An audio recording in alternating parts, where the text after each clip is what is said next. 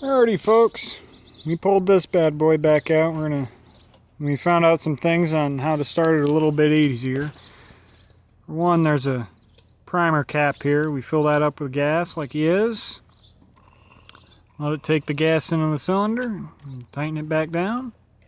And it starts it off with a bit of gas and we don't have to choke it so hard. And got a spark retarder. It delays the charge for when it ignites so it doesn't run backwards quite as much. Let's see if it goes. Just like that.